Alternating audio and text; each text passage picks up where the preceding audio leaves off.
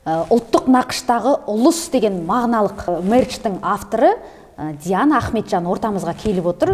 Мен де өзім басында ойлайтын, осы руларды белгілеу бөліну емес па бізде? Мына қызғалдақ символ. Бұл нені білдіреді? Неге қызғалдақ?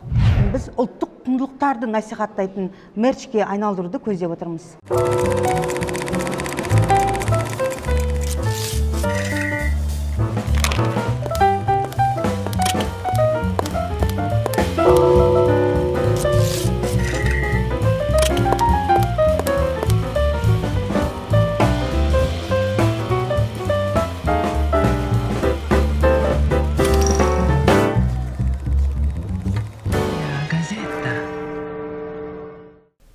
Қайырлы күн достар. Бүгін біздің ортамызда бір ерекше жан, Әлия мен Айнұрға таныстырғым келіп отыр. Елімізде осы биыл ғана көктемде құлпырып, ұлттық нақыштағы ұлыс деген мағыналық мерчтері шыға бастады. Сол мерчтің авторы Диана Ахметжан ортамызға келіп отыр. Сондықтан осы мерч тақырыбында әңгіме қозғасақ деп отырмын. Қалай қарайсыңдар? Қош келдің, Диана. Қош келдің. Естуімше журналистсің өзің. Енді биыл Алла бұйырса кәсіп бастап жатыр екенсің, құтты болсын. Осы мерч деген сөзді жалпы түсінікті ұлыс мерчі шыққаннан кейін ғана мен естідім да, бұл не деген, өзіңнен сұрақшы, не бұл жалпы мерч? Рахмет сіздерге. Сіздерде жаңадан ашылып жатқан подкаст екенін білем, және де осындай Қазақстанда қыздар бастаған, оның ішінде қазақ тілді қыздар бастаған осындай бағдарламаның ашылып жатқаны өте қуантады. Сіздерге де іске сәттілік. Енді шынында да осы жобаны бастағалы көпшіліктің сұрайтын сұрағы мерч деген не? Және де SMM менеджерлерім айтады, мерч деп жазбай қояқшы дейді. Халық деген әлі түсінбейді, ол не екен, кірмейді дейді. Мен айтам, енді түсінбейді екен деп жазбау керек деген болмау керек қой. Енді біз деген тәрбиелеу үшін, мысалы, жоба жасасақ та, енді тәрбие құралы болу керек қой біріншіден. Сондықтан біз үйретейік онда мерч деген не екен деп сөйтіп оны қолға алдық. Мерч деген жалпы ол бұрыннан танымал мерчендайз деген ағылшынның сөзі бар. Ол яғни тауар деген мағынаны білдіреді. Содан қысқартылған мерч деп қысқартылып қалған қазір. Оны күнделікті біздің тұтынатын, күнде киетін футболкалар, свитшоттар, худи дейміз, пайдаланатын ежедневник, жаңағындай телефонның қабы, соның барлығын жалпы атаумен, егер бір белгімен, бір символмен, бір компанияның, болмаса бір топтың, әншілердің, әншінің атымен егер оны брендировать етсек, ол мерч деп соны атайды.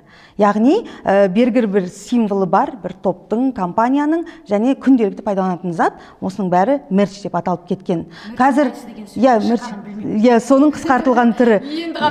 Яғни қазір танымал, мысалы, шетелдік жұлдыздар, рок, рэп, солардың фанаттары, сол неге фанаты екенін көрсету үшін, жанкүйер екенін көрсету үшін сондай киімдер киіп жүреді. Болмаса компаниялардың. Мысалы үшін қазір балалардың арасында да жаңа анимелер бар ғой, Наруто деген сияқты спортивкаларда нелер Наруто деп тұрады. BTS, Marvel, мысалы, соның барлығы мерч. Марвелді қараңыз, мысалы, оларда мына жерде не бір Капитан Америка, Халк, мысалы, соның барлығы. Ол маркетингтік ход па? Маркетингтік ход, өйткені ол барлық халыққа таныстырудың бір жолы.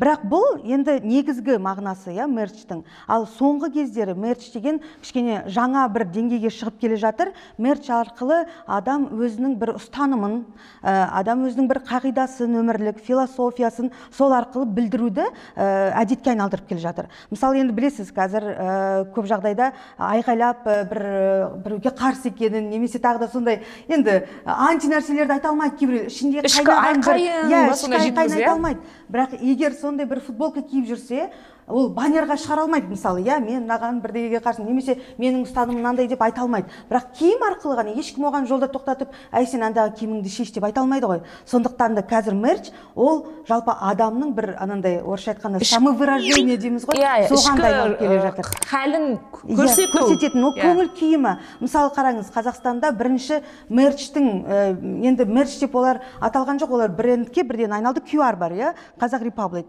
Мен қазақпын, мен қазақ Қазақ Репабликтің енді адаммын деп шетелге жар салып жариялады мысалы, иә. Қазір екінің бірін қарасаңыз, жаңағындай шағын ғана мысалы сен деген, иә, немесе өзіңе сен, жаңағындай born to be қазақ деген сондай. Ол яғни ішкі сен өзіңнің қазақ екеніңді көрсеткің келеді. Иә, кімдікі де бар емес пе? Аңсаған Мұстафа. Ол да осы мерчтің бастауында тұрған. Мен қазақпын. Ең бірінші, оны естеріңізде болса, оюлардан бастады. Әдемі ана өңір жиектерді футболкаға, сіз енді өңір жиек кимесеңіз де, бірақ сондай футболканы киіп, өңір жиектің суретімен енді кәдімгі қазақтың әдемі қыз екенін көрсетіп тұрасыз. Кәдімгі ұлтжандылықта мысалы содан басталды. Яғни бұл жерде мәселе мерч арқылы сен мысалы ұлтыңды ма, әлде руыңды ма, мысалы қазір Әлібеков бастап жатыр, иә, қандай рудан шыққанын көрсетеді. Ол да өте танымал бір трайбализм болып кетпей ма? Иә, бөліну бар да, бір жағынан мен де өзім басында ойлайтынмын, осы руларды белгілеу, ол бір таңбасымен бөліну емес па бізде? Біз көп қорқамыз енді қазақтар онсыз да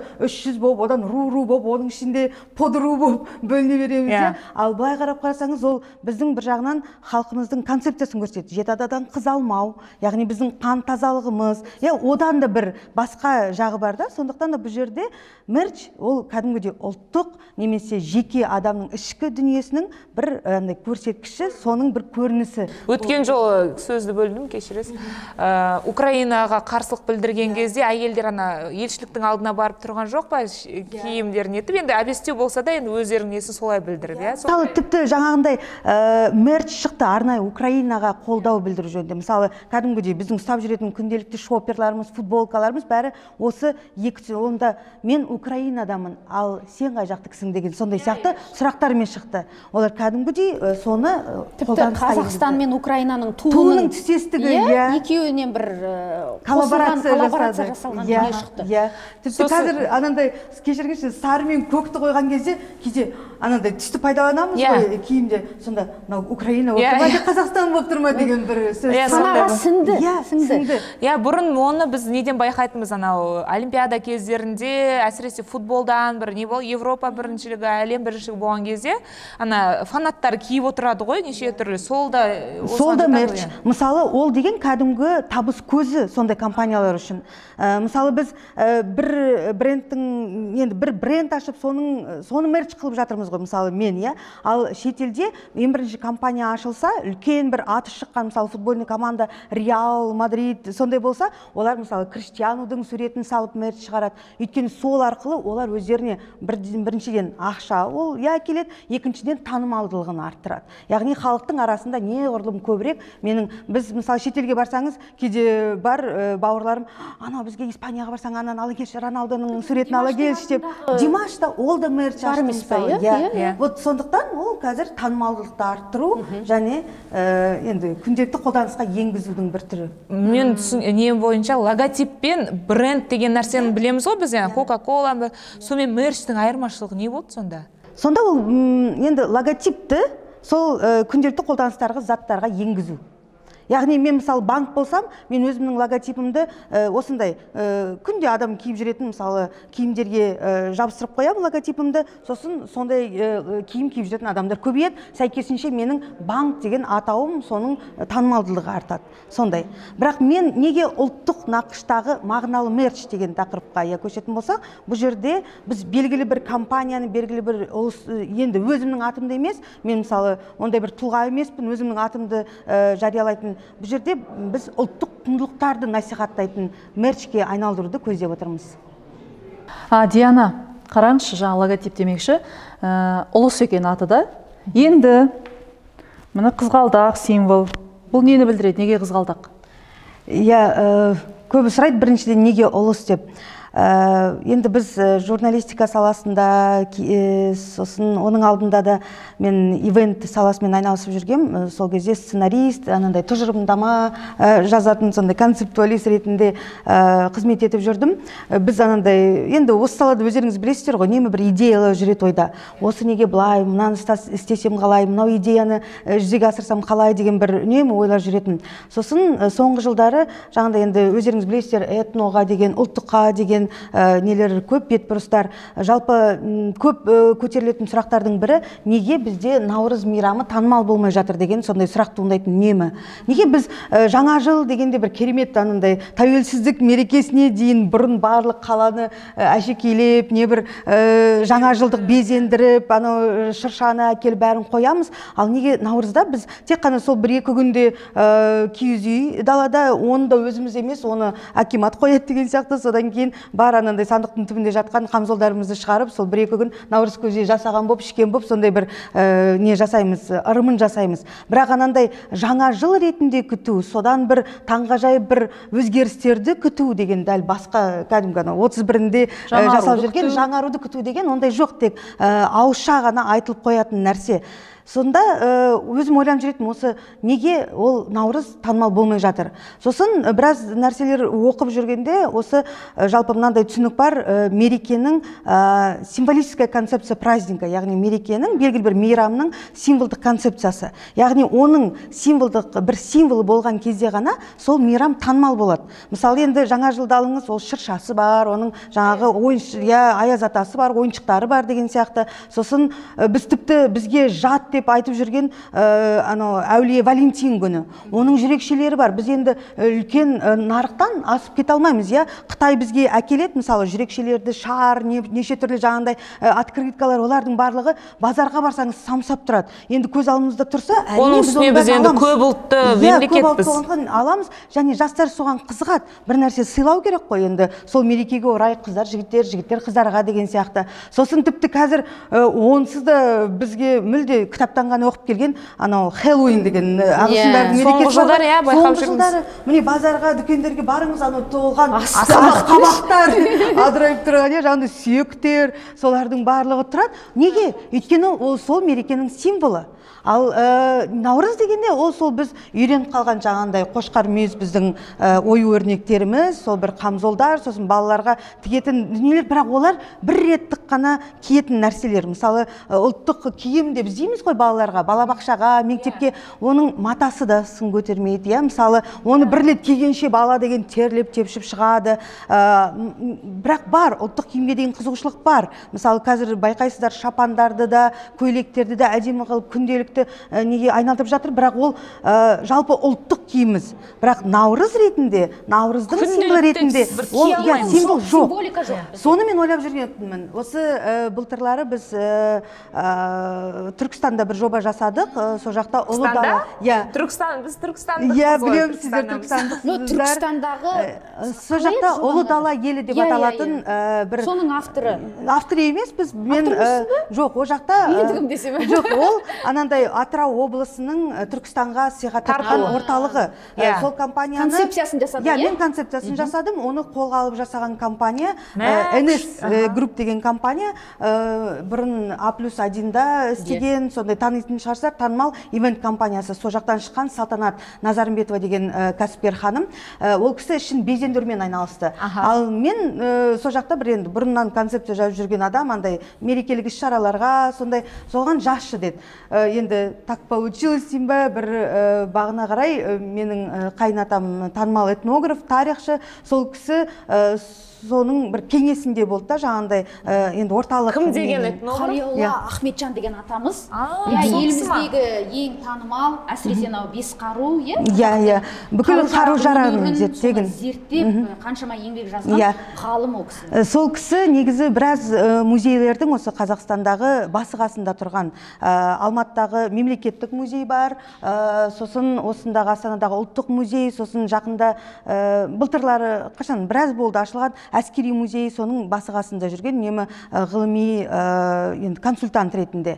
Және де осы Түркістандағы орталықты жасаған кезде біз біраз мамандарды тарттық. Онда танымал археолог Зейнолла Ахметжан, сосын жақында ғана о дүниелік болған Зайберт мырза, Хангелді Әбжанов ағамыз, сосын Ахмет Тоқтабай дейтін жаңа жылқыларды зерттеп жүрген ағамыз. Сол кісілер осы орталықтың яғни ғылыми консультанты болды. Яғни әрбір нәрсесін, әрбір шағымызды, әрбір қадам, мынау қандай болу керек, бұл қандай түс болу керек, неге ол зал мынандай болу керек, ол залда қандай мысалы бір не тұру керек, экспонат тұру керек. Әлде сен көрдің бе соны Түркістанда? барғанда яғни сондай өзіміз танымай қалдық Түркістанды. Иә, өте керемет өзгеріс байқалды. Жаңағы айдентикада, мысалы, егер айтып қарасақ, керемет өзгерді ғой Түркістанда. Яғни сондай іске араластық. Ол менің тәжірибемдегі бірінші рет қатысқан сондай бір жоба. Есімде сен жаңағына жылқылардың өзін дәл пандемияға түсіп қалды ғой осы жобаны жасап жатқандарыңда. Шетелге шығу не келу бір байланыс жоқ.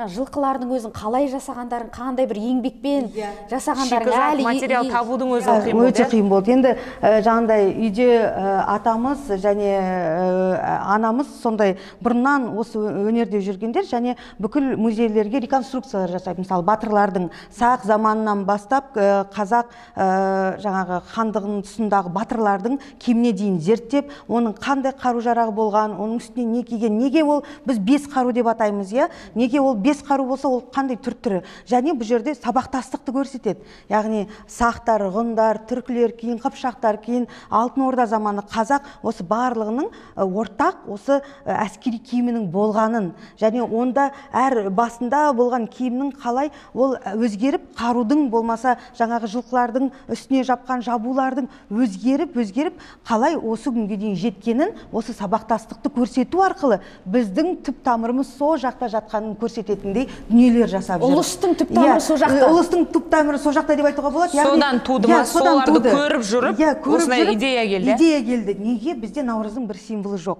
Бірақ менің деп айтуға болады, халқымыздың бағымызға орай былтыр мемлекет басшысы Наурызбен құттықтау кезінде ұсыныс айтты. Осындай бір айтамыз ғой, құттықтап, сосын жалпы Наурыздың бір символы болу керек. Ол символы осы қызғалдақ болса екен деген, яғни өзінің ұсынысын айтты. Сол кезде анандай аллилуйя дегенсің ғой. Алма басқа түсіп кетті ғой. Алма басқа түсіп кетті, шынында да. Міне мен көкейімде жүрген сұрақ, неге Наурыздың символы жоқ? Мен тіпті мынанды ойлайтынмын, осы жоба барысында, түркістандық жоба барысында, енді қатты араласқан жаңағы ағашкаларым деп айтуға болады. Сол осы тарихшылармен қосылып, просто шайға шақырып, неге сұрамасқа, қандай символ Наурыздың жаңағы символы бола алады деген. Неге біз соны бір қолданысқа енгізе алмаймыз деген. Енді кім айтады? Ал бұл жерде мемлекет басшысы өзі сондай ұсыныспен шықты.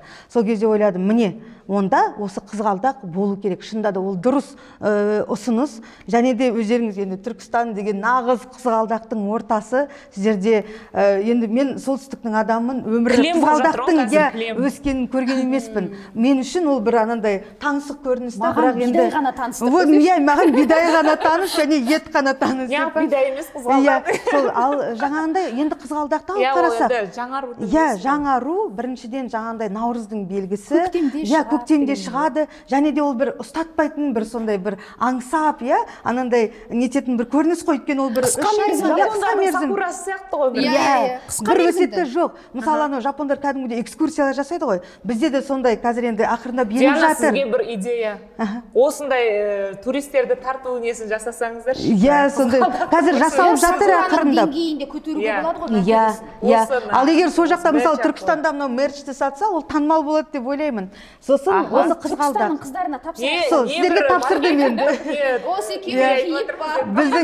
Біздің бренд амбассадар боласыздар сол Түркістанда. Олай болсызда да біз киіп отырмыз ғой, міне көрермендерге айта кетейік, бізге осы бағдарламаларға осындай мерч ұсынған, свитшоттар ұсынған Дианаға рахмет, алғыс айтамыз.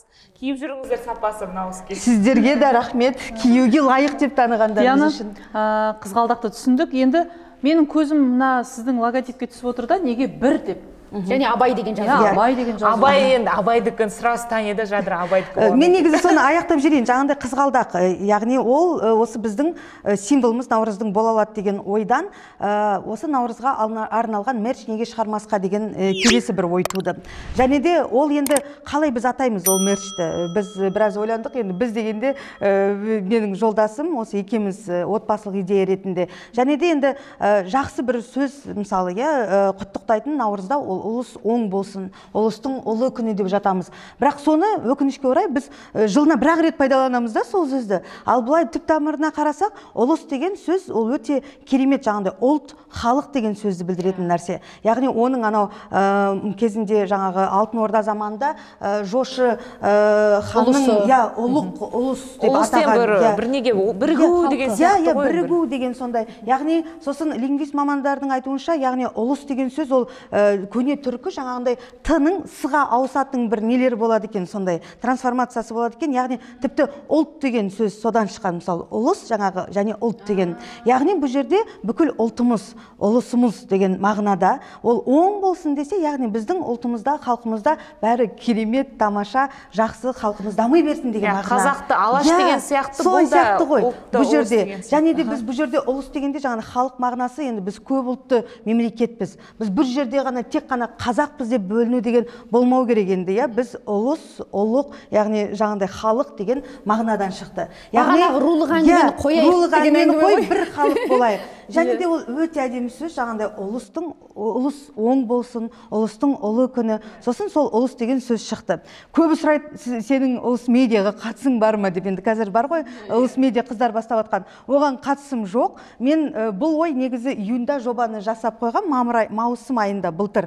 Бірақ ол тұрды, анандай бір кейінгі бір неге сырылып, кейін қыздар ұлыс медиа деп шықты. Ішімнен ойлап қоям, ойбай бұл жақпен қатыстыратыны болды ғой деп.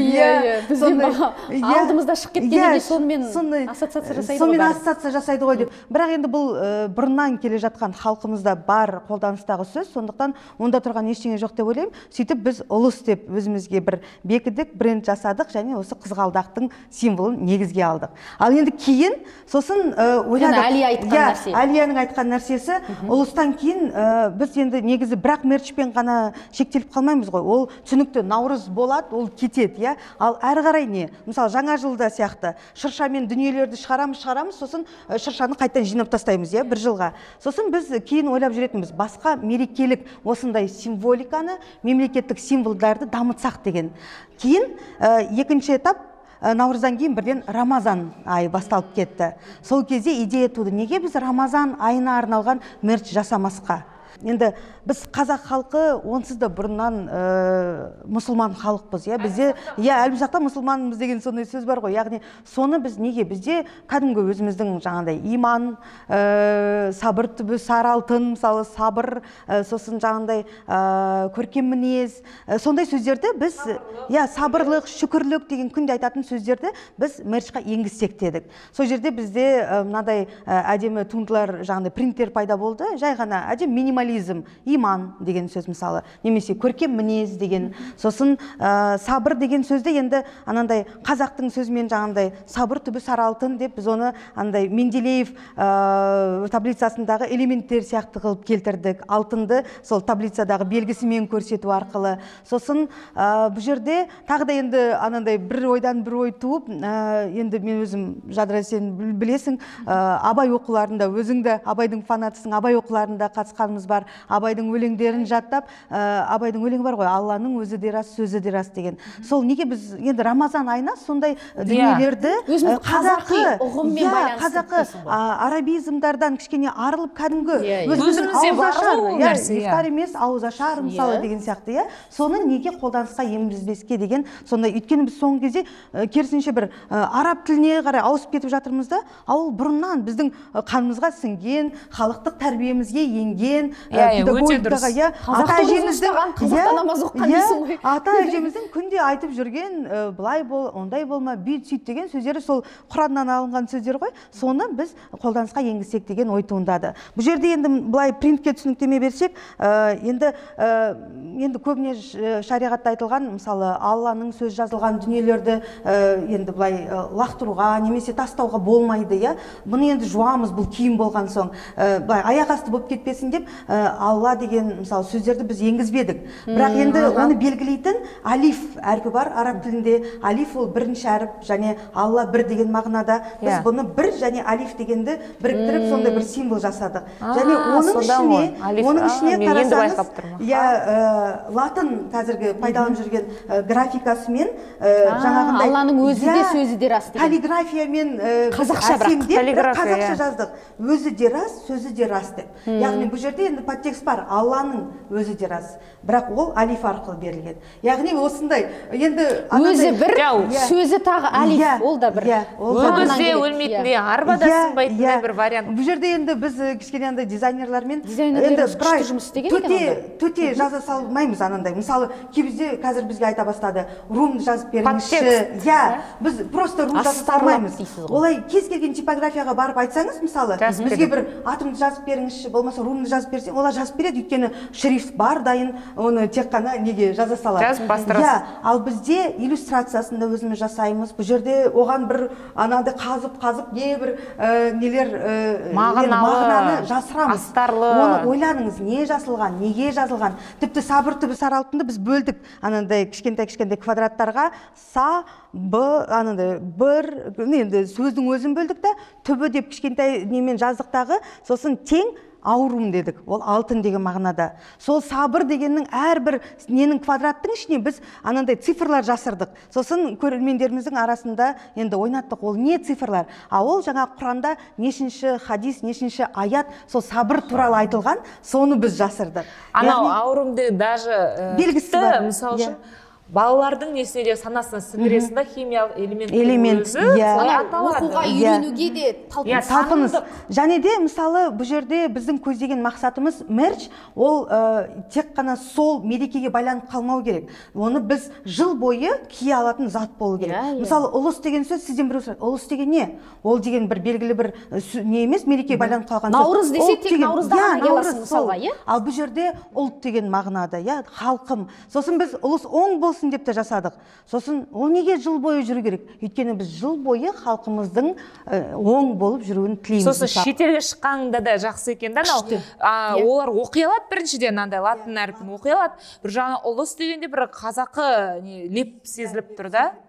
Және де бұл жерде біз енді өзімізді анандай кейде ойлайсың тым қатты асыра сілтеп жүрген жоқпыз ба? Ұлттық нақышты тағы мағыналы мерч. Мен айтамын, сендер не көрсетесіңдер дегенде біз компаниямыз емес, біз бұл жерде ұлттық құндылықтарды көрсеткіміз келеді. Яғни наурыздың бар екенін, оның бізге қатысы бар екенін, яғни неге көрсеткіміз келді? Себебі бұл енді қарап тұрсаңыз бүкіл түркі халықтарының енді ортақ мерекесі. Ол нені білдіреді? Біздің сонау тамырларымыз сонау көне түркі заманында жатқанын білдіреді.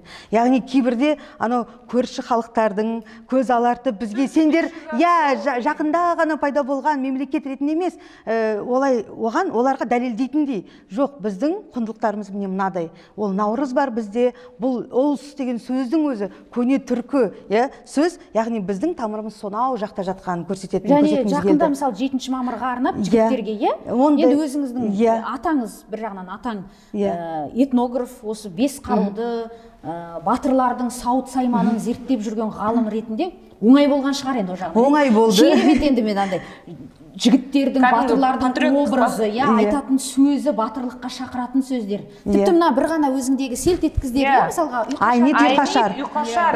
ұйқашар деген, мысалы, біз қазір енді жаңағы көбінесе Валентин күні деп жастар елтіп кетті ғой.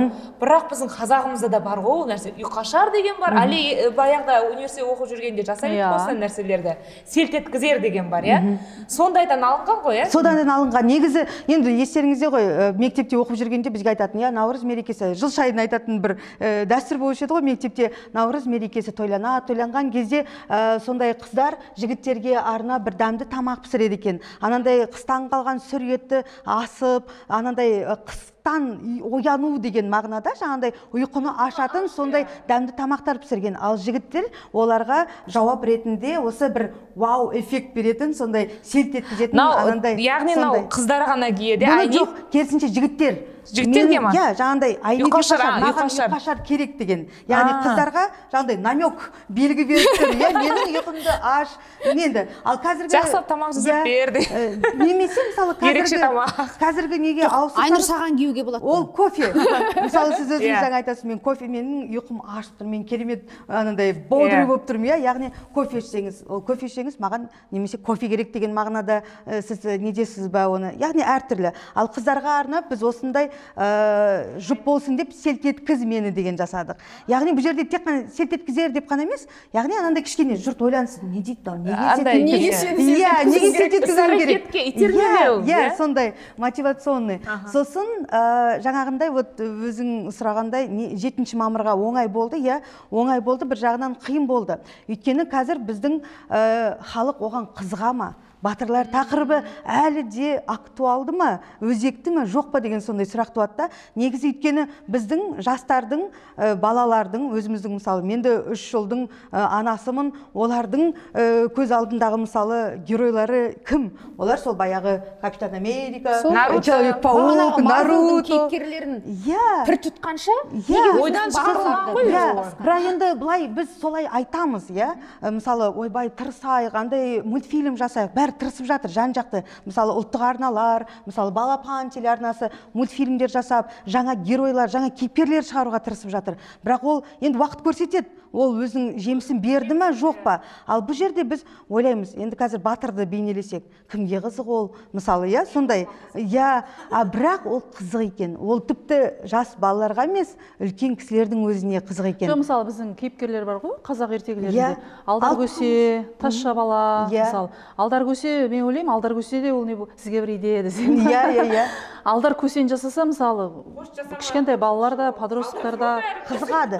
Дұрыс, жоқ, жалпы сол. Өйткені мерчтің бір ерекшелігі сол. Мысалы, ұлттық киімді жас балаларға, жігіттерге ки деп айтсаң да кигізе алмауы мүмкін. Бірақ мынандай свитшотты олар киеді. Бұны қарасаңыз, қазір енді анандай жаһандану заманы дегенде біріншіден көзге түсетініне, қазір ұлттар киім арқылы бөлінбейді, иә, мысалы, әркім өзін киім алып отырған жоқ. Тек қана анандай мерекелік, иә, бір анандай ұлттық символ, иә, символ арқылы бөлінеміз. Және киімнің өзі қарасаңыз, қазір жастар андай кең, оверсайз дейміз ғой, біздің өзіміз ыңғайлы болатын, иә, кең шалбар киіп кете бересің. Және де бір андай унисекс деген мағына пайда болды, иә. Ол қыз ба, жігіт па, бәріне бірдей. Мен кейде анау жаңағы Қазақ Репабликтің несін киіп алып, олыма әдейі анандай түс аламын да өзіме ұнайтын. Кейін, если ол кимей қойса, өзім киіп алатындай, сондай не жасаймын да. Солай. Және де мерчтің несі сол артықшылығы, ұлттық кез келген дүниемізді, құндылығымызды суретін сал киіп жүр. Жаңағы батырлар тақырыбы өте қызық болды. Және біз оны ағылшынша сөздермен ауыстырдық кішкене андай. Анандай ағылшындарда бар ғой сөз The hero inside me. Яғни менің ішімдегі бір батыр. Біз оны The battle inside me деп қойдық. Батырдың суретін қойдық. Ұнатты. Маған ана батыр inside me дегенде. Немесе шетелге кеткен, сол жақта жүрген қазақтарға күшті әсер етеді. Соны сұрайын деп жатыр. Мысалы бізде қазақтар шетелге шықса да қазақтарға енді не деп жатыр, алып жатқан. Бірақ басқа өзге ұлт өкілдерінен сұраныс бар ма? Сұраныс бар. Біз өткенде ең бірінші рет Мегада болған жәрмеңкеге қатыстық. Сосын 2 қызымыз тұрды біздің сатуға. Сосын енді біз кейін күн соңында бір қорытынды жасаймыз ғой. Кім сондай қызықты, не деп сұрады? Бір қызығы біз жаңағындай Рамазан айына арнап орамал шығардық. Енді орамал жол болмай, том болмайды, жол болады деген сөз бар ғой қазақта. Рамазан айына ауызашарға шақырады, өзімен бір сыйлық ала барғың келеді. Сол сыйлықты не сыйлайын деп ойлайсың кейде, иә? Енді түсінікті тәтті пәттілер, жаңағындай, құрма, бал деген сияқты. Бірақ сонда да есте қалатын, кейін пайдаланатын зат сыйлағың келеді. Біз сол кезде жаңағындай латын, мынандай стилде, латын графикасымен, бірақ араб каллиграфиясымен салу арқылы қабыл болсын деген жаңағындай принт жасадық та, соны орамалдың матаның бетіне шығарып әртүрлі әдемі түстерді жасадық, соны ұнатты, қабыл болсын. Ал сол күні жәрмеңкеде тұрғанда үлкен апалар келіп, бұл не, қабыл болсын, қандай әдемі сөз. Және де ол қабыл болсын тек қана Рамазан айында өзекті емес пе? Кез келген ниет қабыл болсын, тілегің қабыл болсын. Адам үнемі бір нәрсе ішінен тілеп жүреді. Және де оны басына не түсірсе, басына жақын ғой мысалы, соның ойларына қабыл болсын деген сөз, ол жыл бойы өзекті. Соны ұнатыпты. Және шетелдіктер, жаңа бізде батырдың несіне көп қарап тұрыпты. Бұл не? Онда не айтқыңыз келді? Яғни енді біз өзімізді қазақ халқын жауынгер халық, батыр халық, біздің тіпті мемлекеттігімізді осы күнге дейін сақтап қалуда үлкен рөл атқарған ол батырлар ғой. Батырлардың өзінің, мысалы, шетелде Япониядағы самурайлар сияқты, Европадағы рыцарьлар сияқты қазақтың өзінің батырлық институты болған. Яғни батырлар өте танымал болып кетті бізде осы 7 мамырда. Және біз жаңағыдай ата, әке, бала деген осындай батырлардың несін жасадық.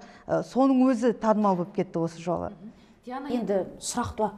Өткенде мен отандық өнім деп айтып қалғанымда, жоқ Жадыра, ол дұрыс емес деп айттың, иә? Оны отандық өнім деп айта алмаймыз.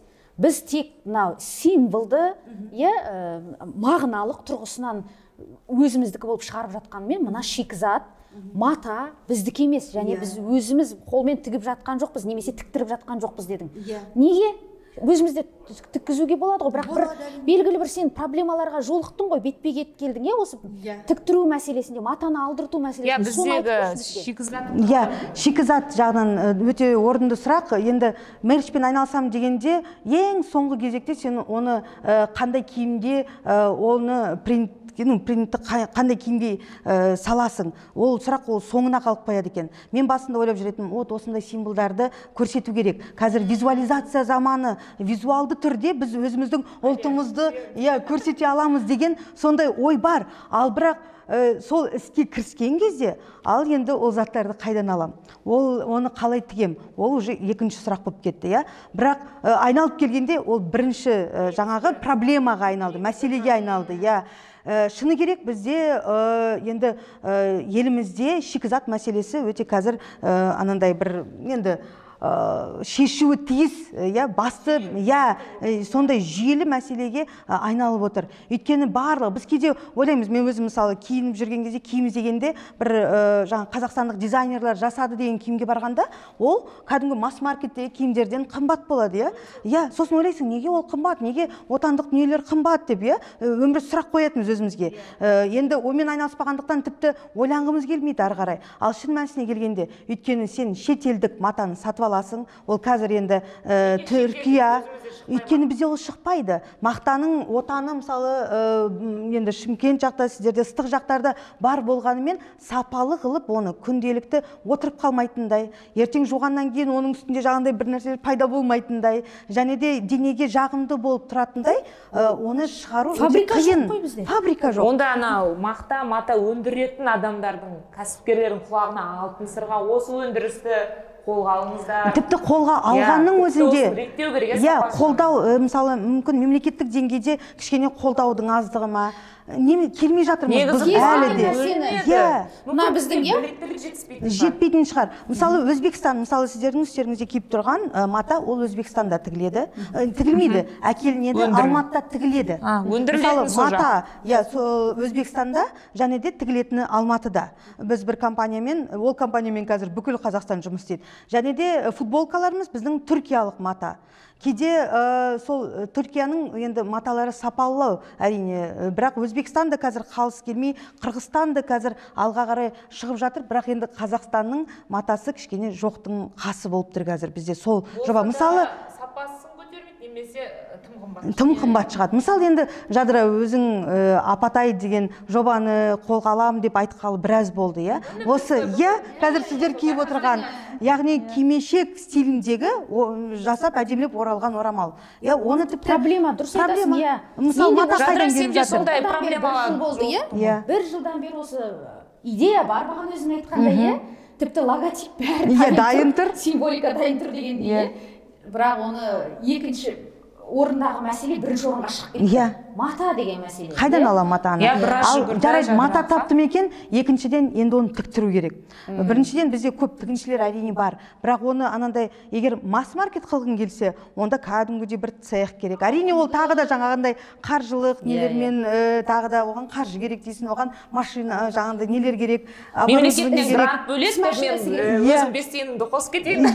Әрине грант бөлінеді. Бірақ қараңыз, мен осы мәселені ойластырдым. Грантты кімге бөледі? Бұл жерде тағы да ол категория кейде анандай көпбалалы, немесе жағдайы тұрмысы нашар, немесе жаңа сондай өзінің бір нелері бар да, критериялары бар. Сізге келеді, саған келеді, маған келмейді. Оны Айнұр кәдімгідей бұны оқыды. Курс оқысаң ғана қатыса аласың деген бар да, сол неге грантқа. Оның түйткілдері өте көп екен, нюанстары бар. Өйткені біз айдың бергі бетін ғана көреміз ғой. Сосын мемлекеттен 5 миллион грант бөледі десе, барып, как будто барсаң, мен ғана осындай мес шығарайын деп жатырмын, 5 миллион бер десе бере қалатын сияқты. Олай емес. Негізінде ол өте қиын екен. Өте қиын. Ол біріншіден оңай емес, бірақ істесең береді. Болады. Мысалға, Айнұрдың айтуымен туған бауырымыз екеуміз шын бір өте бір актуальды техникаға байланысты дейміз ғой бізде, техника саласын қолдап жатқаннан кейін, бауырым сол саланың маманы болғаннан кейін, инженер болғаннан кейін біз бір Айнұрда қолдады, керемет идея деп айтпай-ақ қояйын енді атын. Бизнес жоспар жасап, жаңағы 2 мен 5 миллион арасындағы мемлекеттік бағдарламаға өткіздік. Бүкіл құжатын бәрін енді қалай талап етті солайынан жасадық, бірақ бір күннен кейін сіздердің тапсырған дүниелеріңіз дұрыс емес деген хат алдық. Бір нәрсесін дұрыс өтпей қалса сайттан қайтарып жібереді, сондай бір нелер бар. Біз енді хатта жаздық, бірақ әлі жауап келген жоқ. Несі дұрыс емес екенін әлі білмейміз. Енді сондай кішкене қиындықтар бар, бірақ соңғы кездері енді осы жеке кәсіппен айналыса бастағандықтан қазіргі кәсіпкерлер палатасымен не істеп жатыр екен деп қарап отырамын. Сондай жаңалықтарға қазір көп көңіл бөлетін болдым. Негізі бұл гранттың астарында бөлінеді, бірақ өте қиын қылып тастаған. Қиынат жүрген. Қаржылық сауаты бар адамдар ғана жасай алады. Неге? Немесе бір сондай бір сауатты академиялық білімі бар, құжатпен жұмыс істей алатын, жаңағыдай тіпті бар ғой, техника саланың мамандары ол жазу білмеуі мүмкін. Мына жерде тіпті жазушылық қасиет керек. Мен өзім, мысалы, бизнес-план жасағанда көзім жеткен. Біз енді жазуды қатырамыз, жазудың адамы болған кейін жаздық. Бірақ қаржылық жағына келгенде мен тосылып қалдым да, менің анам бухгалтер болғаннан кейін сол көмектес, смета құру керек, кәдімгідей. Одан да мен күйеуім айтады, одан да мен ақша берейін, соны жасайсың. Солай болды. Одан да мемлекеттен қол жаймай, тіпті жаңағыдай ұсынып отырған грантынан да үміт еткім келмейді. Неге? Оның қадамдары өте қиын. Шын айтайын, қол жетімді емес. Одан кейін анау жобаны істеуге деген бүкіл құқың жоғалып кетеді, қашып кетеді. Ол уже тіпті созылып кеткеннен кейін жаңағы нәрселері талаптары күшейген сайын ол сенің жаңа құлшынысың төмендеп кетеді. Өйткені анандай ыстық болып тұрғанда, сол дұрыс. Және де енді бізде қараңыз, қазір жарайды, мата таптық, анау осы нені тігіп шығардық делік, осы дүниелерді. Ал енді оған принтті қалай үстіне жабыстырамыз, біріншіден әрине бірнеше қазір типографиялар көп ондай. Кәдімгідей оның әртүрлі техникалары бар, мысалы флекс деген бар, ол мысалы сыртын наклейка сияқты жабысып тұрады, бірақ оның сапасы нашар. Мысалы ол деген жуғаннан кейін ол қайттан түсіп қалуы мүмкін. Мысалы міне бірінші біз партиясын солай жасап көрдік, өзіміздің көңілімізден шықпады. Енді әрине жаңадан бастап отқан соң, енді осы жасқа келіп бір стартап жасап отырмын деп айтуға болады. Қанша басқа салаларды жүргенде ондай проблемаларды көрмейсің ғой. Ал қазір бір проблемалар енді шығып жатыр да, мысалы, енді түсініп жатырмыз. Түсінікті, онда наклейка жасамаймыз. Ертең оны тіпті алған адамнан ертең көзінен қалай қараймын мен, ол егер жуғаннан кейін түсіп жатса, біз бірінші сондай қиыншылыққа тап болдық. Ол арзан түрі.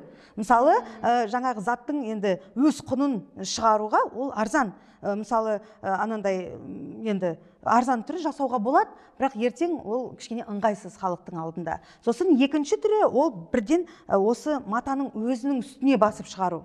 Енді қараңыз, біз осы 1,5 ай, 2 айдай болып қалды ма осымен айналысып жүргенімізге, тікелей матаға түсіру ол өте енді қымбат түрінің бірі, бірақ ойладық енді тәуекелге барайық. Түсінікті бизнес бірден аша сала керемет табыс әкелмейді. Я өзін өзі тіпті ақтау, я минусқа кетесің. Бірақ көрейік, ол шынымен сұранысқа ие болып жатса, ары қарай көрерміз деген. Енді сол қазақ қой, тәуекелге барайық. Тіпті Toyota компаниясының өзі Toyotаны шығару үшін қанша бізді сондай өзіміз анандай ынталандырып, успокаивать етіп жарайды бастайық дедік. Жақсы бастадық. Принт бұл кетпейді. Жуғаннан кейін тек қана ішіне ауыстырып жуу керек. Теріс қаратып, ол кетпейді. Бірақ жақында енді 7 мамырға арналған мерч шығарамыз деген кезде өзі бір айналдырған Қазақстанда 3-4 сондай поставщик бар шығар, осындай тікелей неге жасайтын. Олар айтады бізге, кешіріңіз, бізде краска жоқ дейді. Бояулар, яғни сол жаңағы бояулар да бізден шықпайды ғой. Ол әрине бізде шықпайды, өйткені машинаның өзі бізде шықпайды, жаңағы құрал жабдықтардың өзі бізде шықпайды. Және қалай болды? Ресейдегі соғыс бізге әсер етіп, ол бояулар бізге Ресейден емес, айналып Еуропадан келетін болды. Келем дегенше біздің шашымыз ағарып кете жаздады. Тіпті бағасы да қымбаттап кетті. Бұрын мысалы енді былай условно айтсақ, мысалы 1000 теңге жасап жүрген принтіміз қазір почти 3000-ға шығып кетті мысалы. 3 есе артты. Содан кейін анау енді бұрын болған бағасы мысалы енді былай мысалға келтірейік, 10.000 болса, қазір ол 13.000 болу керек, өз құны. Ол қымбаттап жатыр дүниелер. Өйткені сол жағдай, жаңағы геосаяси жағдай бізге өзінің несін белгісін беріп жатыр. Путин соғысты тоқтатшы деп айтады. Сондай айтқым келеді.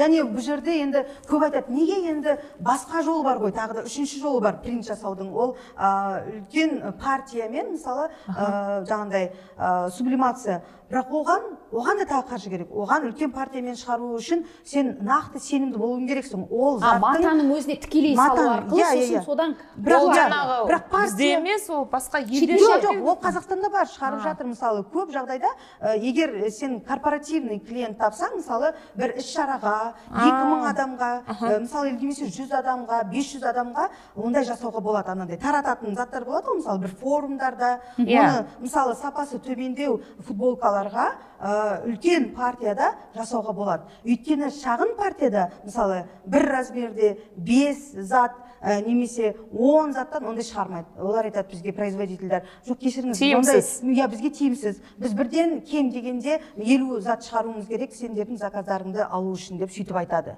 Енді біз сол, мына жаққа тартамын десең, сапалы қылам десең, осындай ол қымбатқа түседі. Оның бағасын кішкене арзандатайын десең, жаңағындай үлкен партия қыл дейді, онда ақша бәрібір партиясына төлеу керек. Сөйтіп келгенде кішкене нелер бар. Бірақ бізді не қазір ұстап тұр осыны әрі қарай жалғастыруға? Халықтан сұраныс бар. Және де бір қызығы ұлттық құндылықтарды енді қазақша, кейде ағылшын тілімен араластырып, анандай енді трендке айналдыру. Трендке айналу үшін жасайық десек, жастардың арасында және орыс тілді адамдардың арасында, ол қазақтардың арасында танымал болып жатыр. Мысалы, соңғы кезде осы бір 3-4 зат, мысалы, Рамазанға арналған, және Наурызға арналған, және 7 мамыр, тіпті біз ғашықтар күніне арнап та жасадық. Махаббатсыз дүние бос, жаңағыдай Мұқағали Мақатаевтың махаббат диалогы бар ғой, соны екі жаңағы қыз бен жігітке немесе күйеу мен әйеліне қылып, мысалы, құс болып ұшып жоғалсам не етер едің? Мына жақта жігіттің үстінде андай жауап отыр, мысалы, сені іздеумен мәңгілік өтер едім деп. Сондай да жасадық. Ол жақсы адамдарға қызық. Неге келеді? Мұны сонда 3 рет аздай чай деп сұрап келеді менен. Сосын мен оны түсіндірем, ананың тарихын айтып, өйткені мынау-мынадай болған, бүйткен сөйткен. Сосын қандай әдемі дейді, алам мен дейді. Қазақ тілдер онша қызығып жүрген жоқ. Немесе білмеймін, түсінбедім неге екенін. Немесе мүмкін затты кішкене қымбаттауы деп ойлайды ма? Немесе жарайды ондай бар, өтіп жатыр. Біз тіпті өз арамызда күлеміз компаниямызда, мынау біздің бестселлер, қабыл болсын деген. Қабыл болсын жақсы өтті, жаңағы әжелердің, апалардың сөздің мәнін түсінетіндер, символдық дүниелер жақсы өтіп жатыр. Мысалы, Сабыр түбі саралтын жастардың арасында минимализм ұнайтындарға қазір жақсы ғой, мысалы, тек қана бір-ақ сөз жаза салу. Мен, сен, мысалы бөтелке, сөмке, ол минимализм. Бірақ қазір анандай үлкен принтқа да деген сұраныс бар. Енді әртүрлі трендтер бірінен соң бірі туындап жатыр. Біз енді тек қана өзіміздің ұлттық емес, жан-жақты зерттейміз, қараймыз, қандай принт түрлері, қандай түстер қазір танымал деп, кәдімгідей прям иллюстрация жасап. Мысалы жақында осы жасадық, Мағжан Жұмабаевтың «Мен жастарға сенемін» деген барлығы жасап жүр ол. Ешкімге ол таңсық емес. Мысалы, арыстанның суретін жасап, «Мен жастарға сенемін» деп жасау, немесе бүркітті. Ал біз жасадық, мынандай түрін жасадық. Арыстанды белгіледік, жолбарысты және қыранды белгіледік. Астына ағылшынша «Believe in me» деп жасадық. Бұл қайдан туды? Өздеріңіз «Замандас» деген подкастты көрген шығарсыздар. Сонда Айсұлтан Сейітовтің қатысуымен болған, маған сол шығарылы маған өте қатты әсер етті. Тыңдап отырып, біздің қазіргі жастар осындай екен ғой. Қазіргі жастар кәдімгідей маған сен, маған қолыма берші, мен істеймін, мен ұлт жандымын, мен ұлтымның өскенін қалаймын деп бір анандай месседж айтқандай болып көрінді. Соны қарап отырып көз алдыма принт елестеді. Неге біз Мағжан Жұмабаевтың кез келген дүниеден принт іздеп тұрасың ба? Мен де сондай, мен сурет ала алмаймын. Жастың өзіне, өзіне қаратып, мен арыстандай айбаттымын, жолбарыстай қайраттымын, қырандай күшті қанатымын, маған сеніңдер деген сондай принт туындады. Өте дұрыс, ата-аналарға да қолданатын әдіс екен бұл. Жастарға да, мысалы енді қараңыз, жастар, мен жастарға сенемін деп принтпен жүрсе біртүрлі, мен жастарға сенемін. Мысалы, кеңкісілер ондай жүрмейді, мен жастарға сенемін. Немесе ол как будто біз анау өзіміздегі бар үлкен кісілердің жауапкершілігін жастарға барып арта салғандай көрінеді да. Ал егер жас маған сеніңдер деп жүрсе, және де ол ағылшынша, ертең шетелдіктер сұрайды ғой бәрібір. Неге Believe in me, неге жолбарыс, неге арыстан, неге қыран? Сондықтан біз сондай түрін ойлап таптық. Ағылшын дедіңіз ғой, парақшаларыңызда we as ұлыс деп жазасыздар да көбіне. Соған қарағанда сіздер үлкен команда сияқтысыздар. Командаларыңызда мысалы қанша дизайнерлер бар? Мынадай смайлик бар ғой, сондай келеді, осылай айтқанда біз өзім дизайнер, өзім сондай болып кеттік. Шын айтса, енді we are деп енді болашаққа анандай бар ғой, we will бар ғой, ән болып жатыр ғой, Кока-Коланың несінде әнде. Сондай бір әнге өзімізді келтіреміз. Мотивация. Мотивацияда біз сондай визуализация сияқты, біз үлкен команда. Сондай. Шын мәнісінде бізде басында Наурызға арналған мерчті жасау кезінде біз өз қаражатымызға дизайнерді жалдадық. Біреуі Францияда оқып келген жас дизайнер, және де біреуі қазақстандық жас жігіт. Неге? Өйткені біз енді, мен шын керек өзіміз бәріміз сол жастың ажығы бер жағындамыз. 40-тағылардың көзқарасы мен жас 25-тегілердің көзқарасы әртүрлі ғой. Ал енді жастарға ұнау керек қой бұл зат. Бұл жерде мақсат түсінікті, біз Наурыздың қасиетін, оның құндылығын түсінеміз онсыз да. Біздің әке-шешелеріміз онсыз да түсінеді. Оны біз кімге жеткізуіміз керек? Біздің жаңағы 13-14 жастағы балаларымызға, жаңадан туған, жаңағындай біздің ертең 5-6 балаларға, жеткіншектерге, және де студент жастарға. Ол қай уақытта оларға жетеді жүрегіне? Егер сол суретті салған адам, сол жастағы адам болса. Сондықтан біз екі сондай дизайнерді жалдадық. Олар өкінішке орай әрі қарай бізбен жүруге, олар айтады, бізге бір нақты айлығы енді болып, стабильно, тұрақтылық керек дейді. Біз енді жаңадан бастап жатқан компания. Менің қызым күшті салады суретті. Беріңіз бізге деп. Тегін ақ жасап береді. Өйткені мынаған жаңа сен жастардың көзқарасымен деп тұрсың ғой. Бағана ғана мына Айнұр мен Әлияның көзінше мынаны киіп едік. Кәдімгідей менің Ләйлім үлкен қызым 12 жаста ғой, жетіп келіп қасымызға тура. Апатай, ау Диана апайдың ұлысы ғой дейді. Мынаны сіздерге бір-ақ күнге берді ма, киюге былай берді ма деп сұрап. Ертең сенен кім алып кетінсіндік, Соны айтады, апатай мынаны маған беріңізші. Қатты ұнайды осы Диана апайдікі, мен кигім келеді дейді. Вот сол өйткені бірінші несіне біз жаңағындай жастарды алдық. Және де біреуін әдейі қазақстандық қылып алдық та, Қазақстанда оқыған, екіншісі жаңа шетелдік вузда оқып келген қызды алдық. Екі түрлі көзқарас, бірақ бір мәселені көтергенде кәдімгідей тіпті бір қызғалдақтың өзі жайнап шыға келді. Бұл жерде олар бірнеше, жаңа қарап тұрсаңыз, бұлның негізінде жатқан осы Қазақстанның жерінде шыққан грейк тюльпаны, біз енді айтамыз ғой, Қазақстанда пайда болған ең алғаш, Голландияға жеткен, Голландия бізден алған Ұлы Жібек жолы арқылы. Және де бұған бір қарасаңыз, бұл жалын сияқты болып көрінеді, жаңағыдай оттың бір несі сияқты. Бұл яғни жаңағындай жалындау, жастарды бір неге шақыру, жаңару деген мағынада. Қуат, энергия. Яғни олар кәдімгідей оған бар, біз оған түсіндірдік. Осындай идея бар, сендер осындай белгілеуіміз керек, осыған мынандай месседждарды салыңызшы дедік, олар соны көрсете білді. Енді әрі қарай жүрген сайын, мысалы батырлар тақырыбын мен түсінем, жас дизайнерлар оған жете алмайды. Неге? Өйткені батырлар тақырыбы, оның тіпті жаңағындай біздің ұлттық геройымыз, ұлттық кейіпкерлеріміз, ұлттық жаңағы батырымыз болуына оны түсінетін адам керек. Енді менің жолдасым, енді өзің айтып кеттің ғой, танымы бөлек болу керек, оны түсіну керек, жете түсіну керек. Мысалы, енді өзің айтып кеттің, атам танымал этнограф, осы қару-жарақ зерттеушісі ұлттық, соның қолында өскен, соның тәрбиесімен өскен менің жолдасым батырларды өте жақсы салады. Енді ол өзі суретшілік мамандықта, ол дизайнер қазір. Осы кейінгі біздің шығып жатқан мерчтің, мысалы, мынаның және батырлардың алау салды. Ондай өнері бар. Ол мамандығы қаржыгер, болашақпен Оксфорд бітірген. Бірақ біз айналып келгенде анандай отбасылық бизнеске айналды, соны жасау. Өйткені мен визионермін. Енді білмеймін, қазір сондай жаңа модный сөз шығыпты, визионер. Мен өзімді ойлайтын, мен кіммін? Мен сурет сала алмаймын. Мен анандай бір керемет цитаталар шығарып жүрген адам емеспін. Мен тарихшы да емеспін. Мен бар болғаны журналист, кейін анандай тұжырымдамалар жазып жүрген адаммын, идея генераторымын. Мен сондай, сол ғой, енді сіздер де сондай, айналып келгенде, енді бір ыңғайлы жағы, біз Алау екеуміз үйде отырсақ та, шай ішіп отырсақ та, бір кафенеде отырсақ та, бір анандай болады ғой, бір вау деген бір идея келеді ғой, бір фикс, лампочка жанып кетеді. Сол кезде ыңғайлы. Алау мынаны ауыл қоластында күнде компьютері анандай иллюстрация жасауға ыңғайлы да, сондай планшет. Сосын бірден сала кетеді. Былай ма, мына жерге былай нетсін, мынаның түсін былай қылшы, Диананың ойы Алаудың көзімен қағазға түседі. Солай. Сосын және де сонда қасыңызда жолдасыңызбен бір командасыз. Атасы бар үйде. Партнерлық қарым-қатынас бар. Отбасылық жаңағы бизнестарыңыз бар, кәсіптеріңіз отбасылық. Соның арқасында, жаңағы бірліктің арқасында сіздер осындай дәрежеге ақырындап жетіп келе жатырсыздар. Сондықтан біз өзімізше бір-біріңізді қолдаудың арқасында. Әрине, туысқандар негізі былай алып қарасаңыз, кез келген қазақтың жаңадан бастаған бизнесін қарасаңыз, сіздің қасыңызда кім жүреді? Ініңіз, бауырыңыз, күйеулеріңіз, немесе анаңыз, жаңа айттыңыз. Туған құрбым деген сияқты әңгіме ғой, группаласым. Группаласым. Анам жаңа бухгалтер, ол көмектесі деңіз. Солай.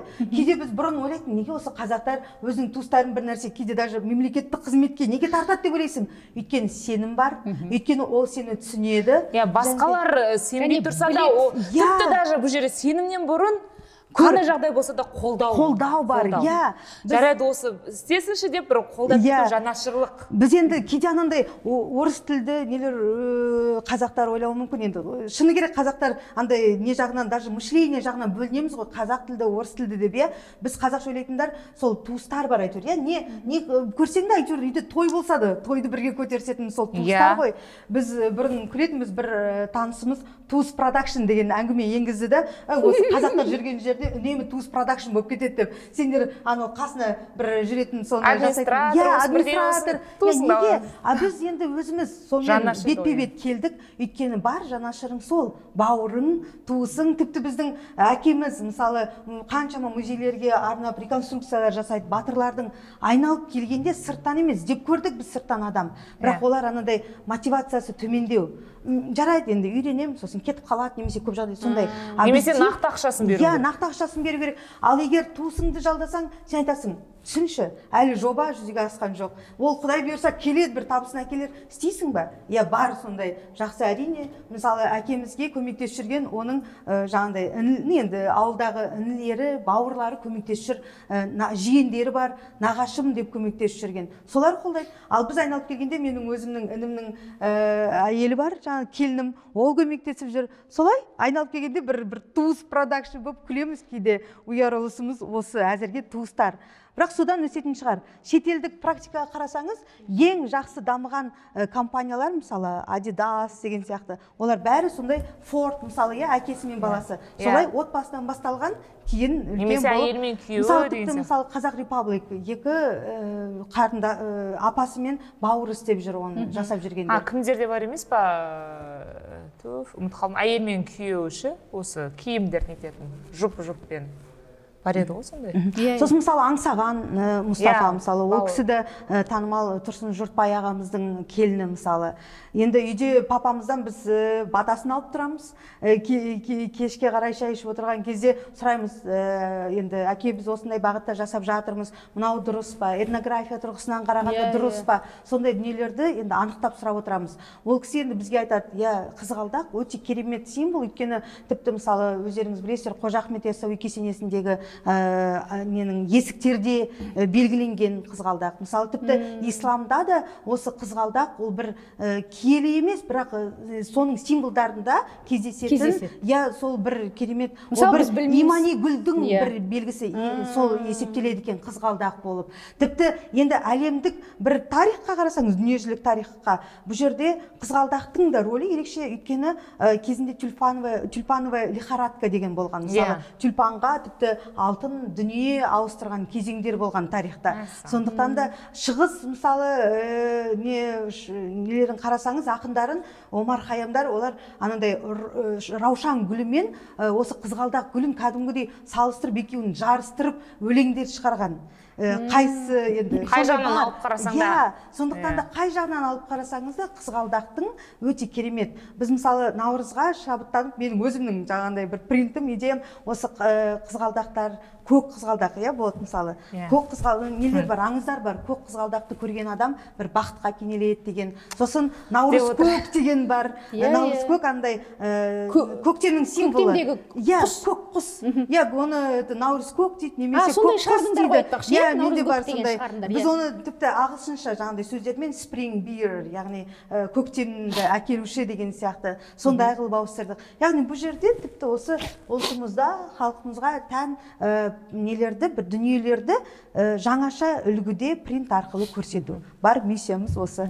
Енді анау Құранда да айтылады ғой, Хужрат сүресінде, біз сендерді ұлт-ұлтқа бөлдік, бір-біріңді танып білу үшін дейді. Қалай танимыз біз? Тіліміз арқылы танимыз бірінші кезекте. Ұлттық құндылықтарымыз, ұлттық құндылық осы символ, нақыш, ұлттық музыка, салт дәстүріміз, жаңағыдай біздің қазақ үйіміз, ұлттық ойындарымыз, аспаптарымыз деген секілді. Сондықтан ұлыс деп басын күшті бастадыңдар енді, Диана.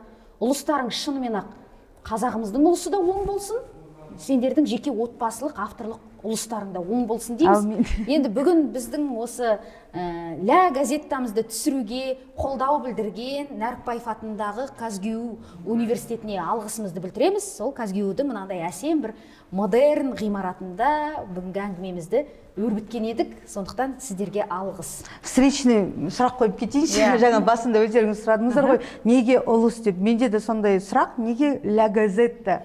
Оны Айнұр жауап берсін енді. Осы кісінің идеясы. Ля газетта, неге Ля газетта деп сұрау үшін, негізі шындығына келсек, өзіміз бәріміз журналистпіз. Сол қалам сызу жазудың айналасында жүрген адам болғандықтан, өздеріңіз білесіздер, тарихтан да газеттің шығу тарихы сол Европа, әсіресе Франциядан бастап алғанда, Ля газетта теріпсеңіздер де өз шығып тұрады Google-дан. Француздардың тұңғыш газеті. Француздардың тұңғыш газеті болғандықтан, сосын Ля газетта деп айтқанда құлаққа үндестік заңыма оны алияда. Француздардың дегендер, содан бір әйелдерге тән сияқты. Біз әйелдерміз, сондықтан бір ол жерде сән де айтылады, салтанат та болады, және ең бастысы бұл жерде білім. Біз енді қазақтың әйелдері, қазақтың қыздары бұрында қазірде білімді болған, дана болған, сондықтан да Абай шыққан, Құнанбай шыққан деген нәрсені біз көрсеткіміз келді. Біздің де мерч деп айтауға болады. Ля газетта. Ля газеттегі мерч шығарайық. Қыздар, біздің осы Ля газетта каналымызға жазылуды ұмытпаңыздар. Сілтемесі мында қойылады. Ал достар, келесі кездескенше сау болыңдар. Рахмет.